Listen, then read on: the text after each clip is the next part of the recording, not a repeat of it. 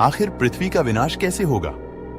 कहा जाता है कि न तो मृत्यु, प्रलय और समस्याएं स्थिति देखकर आती हैं और न ही उनके आने का कोई समय होता है। हम नहीं जानते कि दुनिया कब खत्म होगी या यह खत्म होगी भी या नहीं। लेकिन भगवत गीता की शिक्षाओं के अनुसार हम निश्चित रूप से यह कह सकते हैं कि जो पैदा होता है उसका अंत भी एक न एक दिन अवश्य होता है।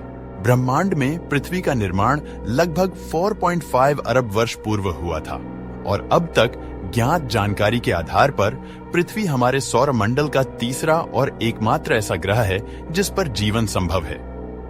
वैज्ञानिकों के अनुसार पृथ्वी पर जीवन के अस्तित्व को लगभग 3.5 अरब वर्ष हो चुके हैं और तब से लेकर आज तक पृथ्वी ने कई प्राकृतिक और मानवीय आपदाओं का सामना किया है और इन्हीं कारणों से पृथ्वी के अंत की संभावना से इनकार नहीं किया जा सकता है। वैज्ञानिकों को डर है कि आने वाले समय में एक्स नाम का कोई ग्रह पृथ्वी के काफी करीब से गुजर जाएगा और अगर इस दौरान यह पृथ्वी से टकरा जाता है तो पृथ्वी को तबाह होने से कोई नहीं बचा सकता। लेकिन कई वैज्ञानिक हैं जो इस बात से साफ इनकार करते हैं। उनका मानना है कि ब्रह्मांड में कई ऐसे ग्रह और उल्कापिंड हैं जो कई बार पृथ्वी के पास से गुजरे हैं और उनसे अभी तक कोई खतरा नहीं दिखा है। हालांकि 1994 में एक घटना हुई थी जब पृथ्वी के बराबर के 10 से 12 उल्कापिंड बृहस्पति ग्रह जुपिटर से टकरा गए थे और तब वह नजारा किसी महाप्रलय से कम नहीं था, जिसके कारण उस ग्रह की आग और विनाश आज तक शांत नहीं हुआ है। इसलिए वैज्ञानिकों का मानना है कि बृहस्पति ग्रह के साथ जो हुआ वह अगर भविष्य में कभी पृथ्वी के साथ हुआ तो पृथ्वी को विनाश से कोई नहीं बचा सकता।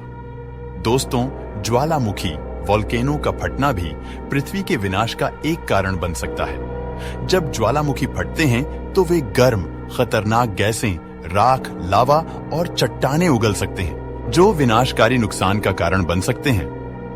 सन 1816 में इंडोनेशिया में स्थित माउंट तंबोरा नामक ज्वालामुखी से भारी तबाही मची थी, जिससे 1.5 लाख लोगों की जान चली गई थी। दोस्तों, यह भीषण तबाही एक सामान्य ज्वालामुखी नॉर्मल वोल्केनो के कारण ही हुई है। कल्पना कीजिए कि अगर एक सामान्य ज्वालामुखी के बजाय एक सुपर वोल्केनो फट जाए तो पृथ्वी पर विनाश की स्थिति क्या होगी। सुपर ज्वालामुखी के फटने के दौरान ज्वालामुखी से जो लावा निकलेगा वह ब्रिटेन के आकार से करीब 8 गुना बड़ा होगा और इस ज्वालामुखी के फटने से आकाश में घने काले धुएं के बादल बनेंगे जो वर्षों तक सूर्य की किरणों को पृथ्वी पर आने से रोकेंगे, जिससे पृथ्वी से जीवन लुप्त होने लगेगा और पृथ्वी का विनाश शुरू हो जाएगा। रात में तारों को टिमटिमाते देखना किसे अच्छा नहीं लगता, लेकिन क्या आप जानते हैं कि ये टिमटिमाते तारे पृथ्वी के विनाश का कारण भी बन सकते हैं? जी हाँ, जब 2 लुप्त होते तारे एक साथ आपस में मिलने लगते हैं तो उनमें से एक गामा किरण निकलती है जो इतनी शक्तिशाली और चमकीली होती है कि पलक झपकते ही हमारी धरती को नष्ट कर सकती है। वैसे तो यह प्रक्रिया ब्रह्मांड में हमेशा घटित होती रहती है, लेकिन यह प्रक्रिया हमारे सौर मंडल से इतनी दूर है कि इसका हमारी पृथ्वी पर कोई प्रभाव नहीं पड़ता है। इन 2 क्षयकारी तारों के मिलन से इतनी अधिक गामा किरणें निकलती हैं कि इनकी ऊर्जा हमारे सूर्य से लगभग 10 अरब गुना अधिक होती है।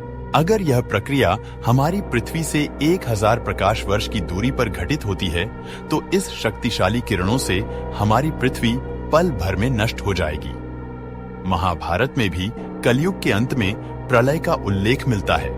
यह प्रलय पृथ्वी पर लगातार बढ़ती गर्मी के कारण होगा।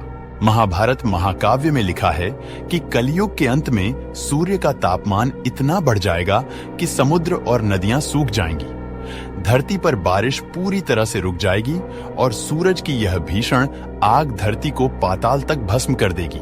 सब कुछ जलकर राख हो जाएगा। उसके बाद 12 साल तक लगातार बारिश होगी, जिसके परिणाम स्वरूप पूरी पृथ्वी जलमग्न हो जाएगी और धीरे धीरे इस धरती पर फिर से जीवन की शुरुआत होगी।